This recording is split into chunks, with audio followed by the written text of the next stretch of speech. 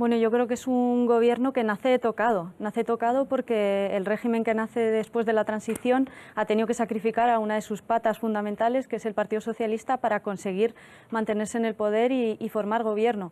Y ciertamente, en torno al gobierno que pueda formar Mariano Rajoy, resulta difícil pensar que haga un gobierno peor que el que ya tenía, ¿no? El gobierno en el que el ministro de Interior, por ejemplo, ha sido reprobado por el Congreso o tenía una ministra de Sanidad que forma parte de la trama de la Gürtel.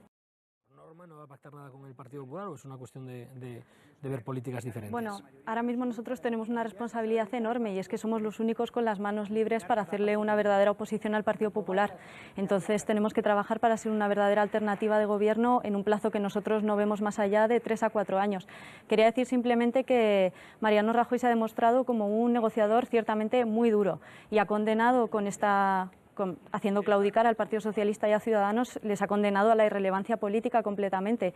Y eso es algo que hemos visto que él no va a cambiar ninguno de los elementos clave de su gobierno, por mucho que los portavoces del Partido Socialista y de Ciudadanos hagan públicamente las declaraciones que quieran, pero en la práctica hemos visto que todo lo que tiene que ver con política económica, él no se va a mover de su sitio. Esas políticas de austeridad que nos han traído pobreza, que nos han traído desigualdad, que nos han traído 1 de cada 3 niños y niñas en nuestro país en situación de pobreza, eso no va a cambiar.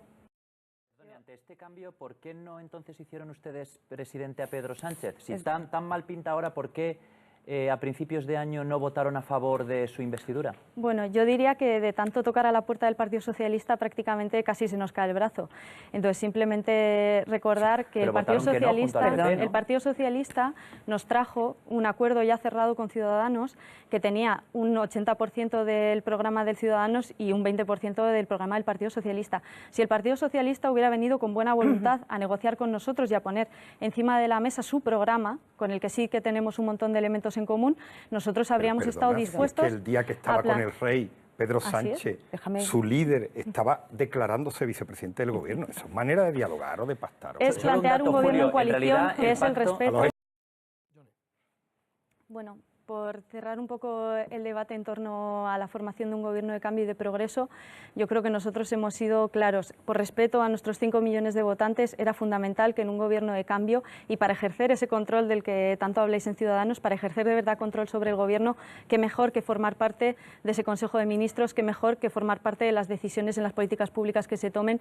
Y esa propuesta muy sencilla era la que nosotros estábamos poniendo encima de la mesa. Y simplemente para terminar, no nos lo estamos inventando nosotros, lo ha dicho Pedro Sánchez en la ZO, me imagino hablaremos después de esto, que le prohibieron pactar con Podemos. Bueno, yo lo que le prohibieron a Pedro... Es curioso que estábamos hablando de Pedro Sánchez y de repente estamos hablando de Cataluña. Lo dejo caer. Bueno, Cataluña era un tema que había sacado justamente cuando ibas a hablar tú y lo esquivaste hábilmente. Retomo el tema de Pedro Sánchez. Ya fue nosotros un tema lo hemos dicho, de enorme gravedad en la etapa de Azaña, hemos Ortega, dicho claramente, en el Congreso, con un debate extraordinario que recomiendo que se vuelva a leer. Yone, yo creo que hay tiempo en este debate para abordar todos los asuntos, de Cataluña también. Bueno, nosotros lo hemos comentado ya, el hecho de que agradecemos la sinceridad de Pedro Sánchez, agradecemos que aunque sea a posteriori haya sido capaz de ser sincero y de decir la verdad, pero nos preocupa un poco la ingenuidad que trasluce, ¿no?, el hecho de pensar que tú vas a liderar un gobierno de cambio y de progreso en este país y que las élites o que los poderes fácticos no te van a hacer este tipo de presión en mucha mayor medida y que prácticamente va a ser tu día a día cuando lideras un gobierno de cambio, ¿no? Entonces, ¿Pero qué presión? Como más patente... ¿Qué presión pueden ejercer las élites? Perdona, ¿Puedes explicarla? Ya. No, explícala, si lo has dicho. ¿Pero qué presión puede ejercer una élite para que no gobierne? ¿Puedes explicarlo?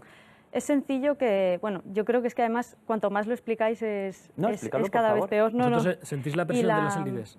Yo creo que bueno, es una evidencia que determinadas líneas editoriales y determinadas personas con una relevancia política y económica muy alta en nuestro país, como puede ser el señor Felipe González, ha marcado una línea determinada a lo largo de estos meses. O sea, no podemos hacer... ¿Te refieres, por ejemplo... No estamos hablando de... libertad de expresión. Estamos en libertad, efectivamente, pero cuando tú... editorial te parece mal? Dejarme terminar. La defensa del matrimonio homosexual, que estamos en contra del aborto, que defendemos la socialdemocracia y el estado de bienestar.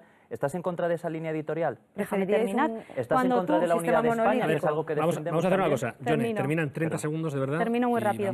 Cuando tú estás en una posición de poder que aprovechas para encauzar la situación política en una determinada dirección, estás ejerciendo efectivamente unos niveles de presión altos en una determinada línea. Lo ha hecho Felipe González manifestando su opinión. ¿Os sentís presionados?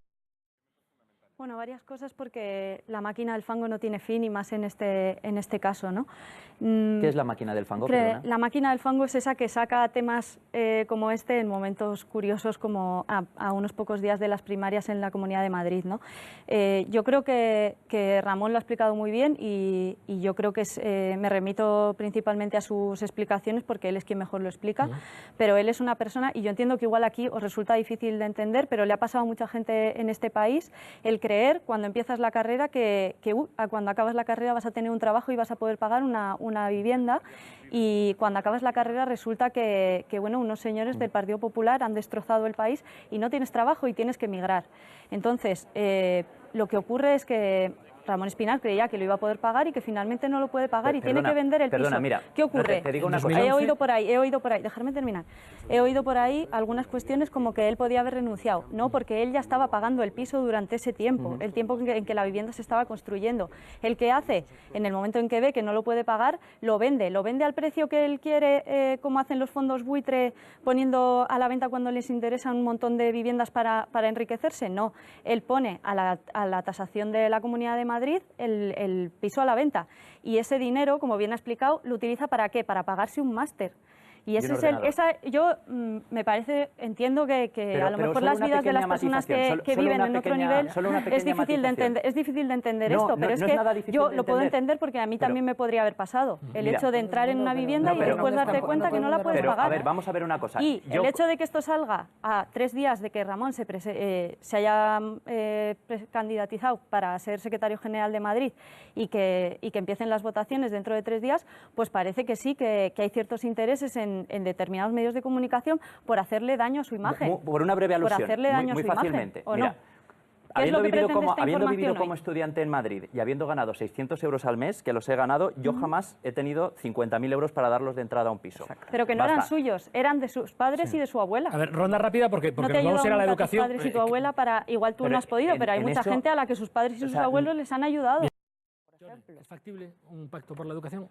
Yo creo que un pacto de Estado, que es lo que nosotros queremos, liderado por el Partido Popular, es ciertamente difícil. ¿Por qué? Porque ha desoído y ha evitado dialogar con la comunidad educativa a lo largo de todos estos años, ¿no? Hemos visto cómo el señor Wert consiguió una cosa, y es unificar a toda la comunidad educativa en contra de la LOMCE. Pienso que es difícil, corremos un riesgo muy fuerte, que es que lleguemos a un pacto parlamentario, no a un pacto de Estado, y por eso nosotros vamos a trabajar intensamente para que en ese pacto esté representada la comunidad educativa, esté abierto el diálogo con el conjunto de la ciudadanía, porque ya se ha hecho mucho, no nos equivoquemos, ya se ha hecho mucho, y es incorporar todo ese trabajo que ya ha hecho la Marea Verde, que ya han hecho los sindicatos, y llevarlo al Parlamento. O sea, yo creo que lo más importante es hablar de qué pacto queremos para qué educación. Y en ese sentido nosotros somos claros. Nosotros queremos apostar por la educación pública, y creemos que en este punto es donde van a estar las mayores fricciones con el Partido Popular. ¿Por qué? Como señalabas, ¿cuál es la mayor diferencia entre la LOMCE y las leyes anteriores? Y es que en la LOMCE, en la exposición de motivos, se equipara a todas las organizaciones o organismos privados o semiprivados al sistema público. Y nosotros decimos, la única manera de evitar que el barrio en el que naces determine el trabajo en el que vas a terminar es la educación pública. Y ahora mismo lo que ha existido es un desmantelamiento ordenado de la educación pública. Es así, se ha desmantelado, y hemos visto como, no lo digo yo, lo dicen organizaciones como UNICEF o Save the Children, termino. Y hay un aumento 5 veces más de alumnado en las aulas de la educación pública que en la educación privada. ¿Por qué? Porque se ha favorecido la educación privada. Y nosotros lo que estamos diciendo es aumentar la inversión en educación pública hasta la media de la OCDE, esa OCDE que le gusta tanto al señor Wert, que se ha jubilado allá. Un par de datos. 127.000 alumnos que se han quedado fuera de la universidad. No han comprometido el futuro de nuestro país, sino el presente ya de toda una generación. Yo creo efectivamente que es muy interesante hablar del aprendizaje de lenguas, etcétera. Pero si no vamos al contenido y no vamos a los procesos, ¿cómo vamos a pedirle a un profesor que se presente a un MIR cuando tiene 40 alumnos en un aula? Yo he sido docente y he dado clase también. ¿Cómo vamos a pedirle que dé clase, igual que en un centro concertado que tiene 25 alumnos, a un profesor de la pública que además ha pasado más exámenes, que cobra peor y que está mucho más desfavorecido? Es que eso no es hablar de idiomas, eso no es hablar de idiomas, eso es hablar de profesorado, es hablar de ratio. No, a mí me gustaría eso sí es política, es apostar por la pública.